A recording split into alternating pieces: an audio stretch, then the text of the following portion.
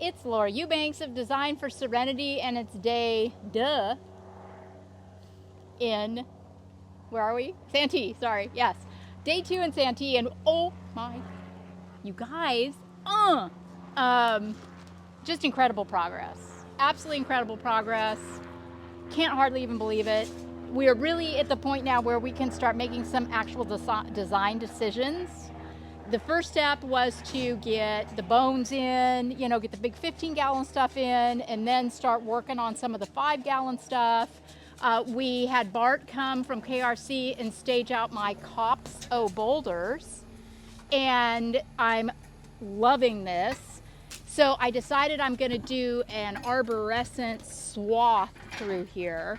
So we're laying in the bones, and we realize that these two here are a no, because as they grow, they're going to block this gorgeous rock. So I'm going to have Haley take these two out.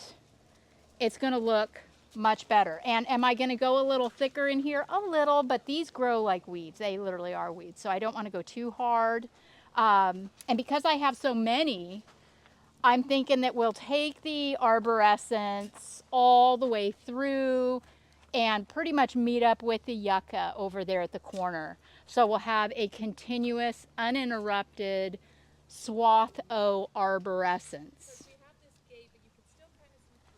Yeah, I mean, I don't want to obviously ignore this area. Just because it isn't in public view doesn't mean that it's not going to be seen by the client.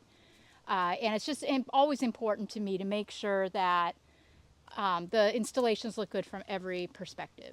Every angle is critically important. So here we had Matt Jones, came yesterday with my Dagoutii, and he also brought me 10 gorgeous bare root barrel cactus, which we, just kind of threw down up in here because we were waiting on KRC to bring our boulders, which didn't happen till today. So probably first thing tomorrow or sometime tomorrow, Hannah is itching to get at this barrel colony. And we'll have her start working in a lot of these boulders in here. And these are just, this ain't it. I mean, there's going to be a lot more. I've got 15-gallon barrels. I've got 5-gallon barrels. Do we want to show them the haul from Cully? Okay. So my dear friend and colleague in Mentee, Cully, is redoing his yard. So he decided he didn't want his barrels. And I said, well, guess what? I do. Look at this. Hannah and Greg went yesterday and dug out all of these magnificent barrel cactus from Cullen's. So these are also going to work their way into the colony. Yeah, I was paralyzed yesterday at first because my process is to move in soil, then stage boulders, then plant. But we didn't need or want boulders on the slope, and we didn't need any soil, so I just needed to start staging plants. So I knew, okay, just start with the bones. So yeah, the first thing I did was count the number of plants that I had, and then we took flags. Blue was for the Petalanthus bracteus, so I posted flags where I wanted the Petalanthus, and then the guys sank them. Those are not in a straight line, they are staggered, and also you can't tell from down here, but those are like 6 feet away from the fence. Isn't that incredible? So, you don't want to plant things in a straight line. Please don't do that. Make sure you stagger. I'm not looking to make a Petalanthus hedge, but I do want to draw the eye away from the fence line. You can see that I came up a little short on them. I will have to go get probably another 8 to 10 more, but that's fine. We have 12 days on this job. The second thing that I planted were our Dagoutii that Matt Jones brought. This is a fantastic plant that grows into a really neat, airy kind of tree. Yeah, it's kind of Ocotillo-like. It is a Ficoria, and I love this tree. I think that it is perfect for this slope to give us some height and some airiness. Then I planted some of my larger Yes, the Wirelii. These are also going to get really, really big. So again, we staged those kind of in checkerboard fashion. And all the way through, that's a big thing you had to achieve. Yeah, and I had to plant, all the way through because I didn't want there to be a plethora of plants over here and disregard the rest of the yard. So,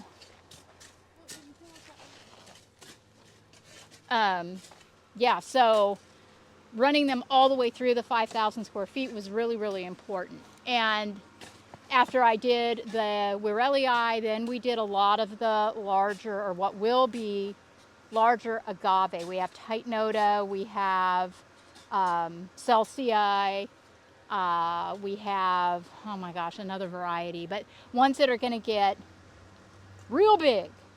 So I wanted to make sure that I allowed enough space for these plants to do their thing. So that was the method, was to get after the things that are really going to be the showstoppers in the slope first, stage them, give them their due, and then come in with the secondary plants and then the third and so on and so forth. So yes, this area above the pool here is going to be another barrel colony. And we're going to start, you can't see this. This 2-foot area behind the retaining walls, you can't see it unless you're literally up here. Can you come to the front of it first? Okay, yeah, you can't even see it. Yeah, you can't even see my feet, see? So we're going to start the barrel colony up a little higher, and it will be from the entire length of the pool will be barreled out. We're going to do some mini boulder and rubble behind it to frame it out. And then we will be doing rock, chamois beige 3/8 in the barrel colony. Above the barrel colony will be mulch. So right now where we stand is, locking in all of these bones. And then tomorrow we can have some fun lining out the barrel colonies. And also I want to go real hard on that old waterfall over there. That rock outcropping is there, so I really want to showcase it. And I'm going to be planting very densely around that outcropping. Then you can also see challenging areas down here, challenging areas behind the pergola. So those will all be addressed and likely be planted out in Portulacaria. I'll probably mix up the Minima and the Variegata and do some fun work with that. I also have Calandrinia spectabalis again too. So yeah, then the Portulacaria minimas, I'm going to stage throughout this entire installation, and they're going to act kind of like the boulders would have acted, if you can visualize that. They will carry a tremendous amount of weight, and I'm thinking probably within 2-3 years tops, this slope is pretty much going to be completely filled in, and you're not even going to see the monkey hair anyway, which is another reason why I wanted to go with that rather than have my client invest thousands and thousands of dollars in rock that in a very limited amount of time is going to be covered up by plants.